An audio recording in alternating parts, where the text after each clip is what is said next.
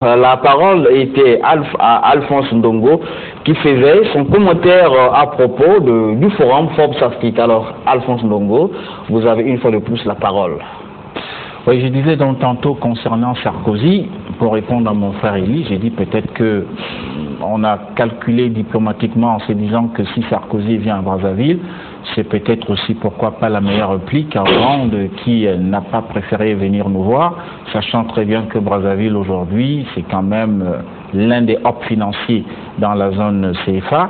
Et puisque Hollande inscrivait sa tournée sur le double plan sécuritaire et économique, on ne peut pas comprendre que Brazzaville, qui quand même joue un très grand rôle en Centrafrique, dans le cadre de la sécurisation de la République, de cette République sœur, et que Brazzaville, qui est aussi de ce fait un poids économique et financier désormais considérable dans la sous-région, soit donc oublié au cours de cette tournée de François Hollande.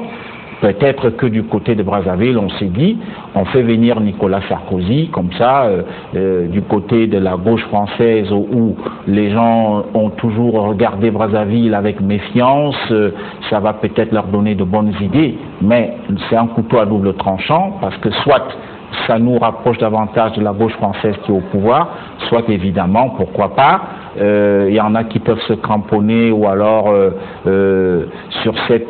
sur leur décision en disant pour nous Brazzaville a choisi son camp et donc de ce fait Sassou n'est plus notre homme. Ça ne relève pour l'instant que de la simple spéculation journalistique. Donc je disais Sarkozy, moi ce qui peut-être me faire mal c'est que le président Sassou, qui est un homme panafricaniste reconnu, ait accepté recevoir quelqu'un qui nous a injurié à Dakar, qui a dit l'homme africain n'est pas entré dans l'histoire, et qui, de ce fait, on le sait, a beaucoup contribué à l'assassinat du colonel Kadhafi en Libye, avec toutes les conséquences auxquelles on assiste aujourd'hui, si on parle des ex et les cas qui sont armés, qui sait si une partie de ces armes vient de la défunte armée de Kadhafi, avec tout ce que nous avons comme les incursions de Boko Haram au Nigeria, au Tchad, au Cameroun, Dieu sait le fait si, évidemment, c'est pas cette déstabilisation de la Libye quelque part, occasionnée par Sarkozy,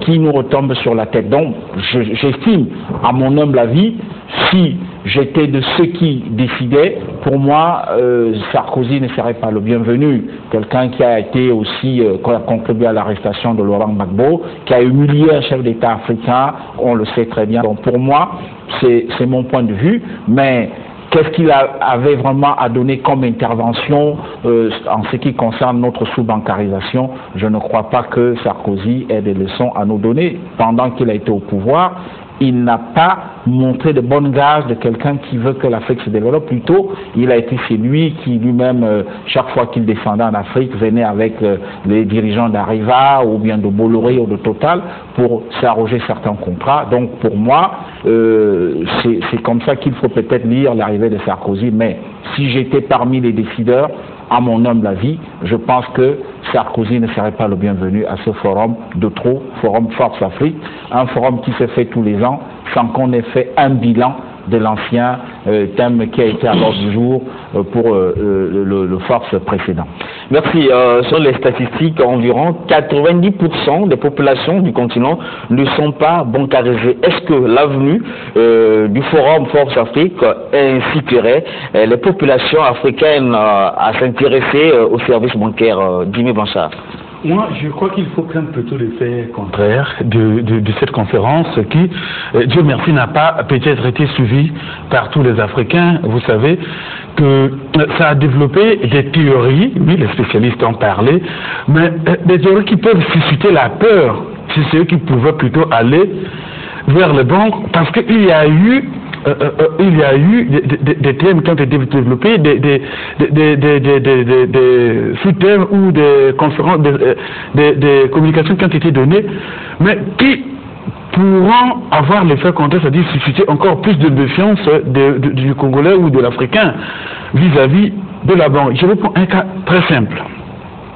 On a parlé on a déduit que la sous-bancarisation aujourd'hui, entre autres, justifié par le fait de l'instabilité politique des pays africains. Alors, Ce qui revient à dire que l'Africain, comme tout le monde, aime la sécurité, mais comme il sait qu'aujourd'hui, je prends le cas du Congo, et vous voyez que quand vous êtes dans la cité, les citoyens, certains vous font état de leur peur par rapport au débat sur la Constitution, par rapport à 2016, parce que est-ce que les choses vont aller de manière normale, est-ce que les choses vont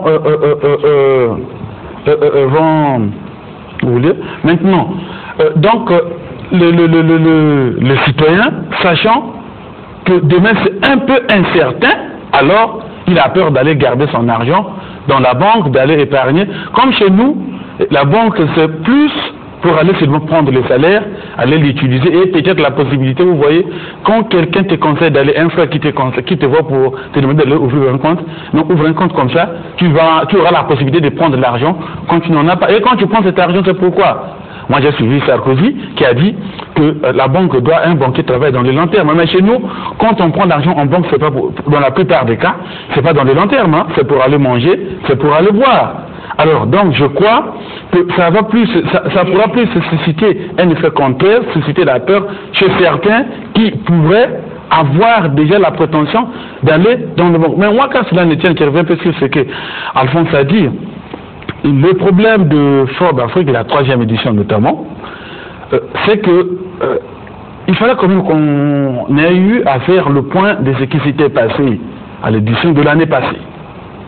Vous voyez, et à la fin de Forbes Afrique, qu'est-ce qu'on a retenu? La sous-bancarisation, c'est connu, hein? C'est connu de tout le monde. Et c'est un problème. Aujourd'hui, j'ai suivi les gens parler de l'institutionnalisation du droit au compte. Oui, mais vous pouvez rendre obligatoire un compte. Mais celui qui sait qu'il n'a pas son argent à déposer dans un compte bancaire ou qui n'a pas d'intérêt à travailler là-bas, déjà, les comptes ont trop, les banques ont trop d'exigences, ce que les Congolais n'aiment pas. Vous avez suivi, il y a eu confusion. Je prends un exemple très simple, confusion de corps à l'enterrement, à la morgue. C'est à cause, entre autres, de la multitude de formalités aussi qu'il y a à la morgue, et les gens sont obligés de retarder certaines choses. Donc vous voyez que le Congolais ou l'Africain de manière globale aime les choses simples. Cela a été démontré avec le mobile banking, parce qu'il n'y a pas trop de conditions. Tu as ton compte dans ton téléphone et tu le gères comme tu veux. À tout moment, tu as ton argent et tu le gères comme tu veux. Tu n'as pas besoin d'aller remplir des formulaires, de passer avec les photos, de revenir demain, de faire de tout, d'aller négocier avec le DG de la banque ou l'agent du DG ou quelqu'un comme ça. Bon, aller chercher à donner encore un peu de ce que tu vas retirer pour résoudre un problème à quelqu'un. Non. Donc moi, je crois que même si ce n'est peut-être pas un forum, j'ai dit contrairement à Alphonse que ce n'est pas un forum de trop, c'est un forum qui a permis à certains d'avoir non seulement quelque chose de manière intellectuelle, mais aussi peut-être de manière sonnante et trébuchante, parce que il s'avère, selon les témoignages, on était dans la salle, les invitations des experts ici au niveau national étaient soutenues par une somme de 50 000 francs dans l'enveloppe. Alors, vous voyez que ce n'était pas un sommet de trop. Et puis ensuite, il faut plutôt voir dans l'avenir, est-ce que c'est tout à fait bien? Est-ce que c'est bénéfique que le Congo continue à soutenir ou à organiser ce genre de conférences qui, à la fin, en réalité, ne changent rien et n'emmènent pas un seul avantage aux Congolais? C'est la question qu'on devrait se poser. Quel avenir du Congo par rapport à Forbes Afrique qui, en réalité, prend aussi de temps en temps de l'argent dans les trésors congolais? Donc voilà quelques questions, je crois qu'on devrait poser pour essayer un peu de voir dans l'avenir. Est-ce que le Congo doit continuer à supporter l'organisation de Forbes, même si on nous fait croire que c'est une initiative de particuliers, c'est des privés qui ont contribué du point de vue financier, mais vous savez, au Congo, on peut te gagner, on peut te garder, on peut te refuser de l'argent, on peut te refuser la nourriture, mais l'information ou la rumeur, on te la donne, tout le monde sait ce qui s'est passé. Oui, le Trésor a aussi donné de l'argent, mais dans l'avenir, est-ce que ça donne quelque chose au Congo? C'est la question qu'on devrait se poser. Voilà, selon les statistiques, 10% seulement des populations au niveau de l'Afrique accèdent aux services bancaires. Pourquoi? Parce que pour certains, c'est la méfiance au niveau des services bancaires de ces banques-là. Comme un exemple, au Salut Humberto Brada qui a manifesté, qui s'est comporté d'une manière frauduleux ici au Congo-Brazzaville. C'est pas ça la raison qui fait que bon nombre d'Africains ne s'intéressent de moins en moins aux banques. Ce n'est pas aussi une banque, je vais te donner un petit détail. Umberto n'est pas une banque. Une microfinance. Des microfinances. Oui. Mais il faut encore dire qu'il a été démontré que si les Africains épargnent, à 50%, ils sont dans des tontines. Et puis la plupart préfèrent travailler avec les petites microfinances qu'avec les banques. Mais au Congo, les gens ont, je parle du Congo parce que c'est notre pays, on connaît la réalité, les gens ont la méfiance, c'est par rapport, l'autre l'a dit, c'est qu'ils ont vécu avec la BCC par exemple.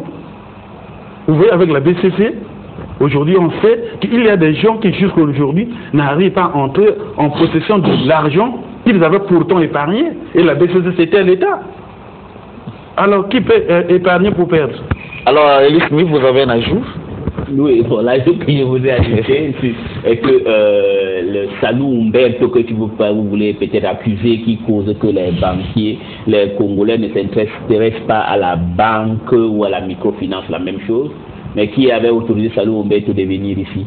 C'est les gens qui sont au gouvernement, qui avaient aussi fait que Salou Umberto puisse partir avec 9 milliards 500 millions.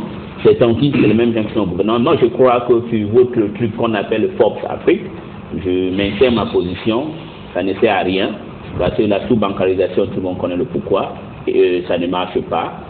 On connaît aussi pourquoi. Par exemple, comment faire transformer les pays qui sont en voie de développement, que 70% de l'économie est dans l'informel au formel, c'est ça qu'il faut réfléchir. Et les banques peuvent participer. Et ça, on n'a pas besoin de M. Jacques Attali pour nous le dire. Les économistes qui sont ici nous savent comment on peut le faire. Le gouvernement peut être comme un garant pour assurer tout ça. Donc, tout cela. Pour moi, je trouve que... Et puis, l'autre chose, c'est quoi? On est ici aujourd'hui, vous avez parlé souvent du forum de Brazzaville, comment le gouvernement s'est battu pour amener la Séléka, Balaka et d'autres corps pour faire la réussite ici à Bahreïn. Mais pour votre information, ils ont mis plus d'importance à Forbes Afrique, dépenser plus d'argent à Forbes Afrique, que de dépenser de l'argent à un forum qui donne la stabilité au Congo, qui donne une visibilité au Congo, qui donne la stabilité à toute une région. Donc je trouve que c'est quand même un grand paradoxe. Et puis vous serez peut-être étonné que dans beaucoup des hôtels que beaucoup de gens des forums ont habité, on ne va même pas payer les factures parce qu'on a pris tout l'argent pour donner à Forbes Afrique. Et à la fin, Forbes Afrique, c'est sur le gâteau qui est un truc humiliant pour nous de faire venir un monsieur comme Nicolas Sarkozy qui ne respecte pas le noir, qui ne respecte pas l'Africain ou le négro-africain, mais pas le négro-africain, l'Africain du Tunis jusqu'au Cap. Pour lui, ce sont des gens que je peux toujours profiter. Je trouve que si, comme mon collègue est en train de dire, peut-être une stratégie pour, par exemple, comme François Hollande n'est pas venu ici, on veut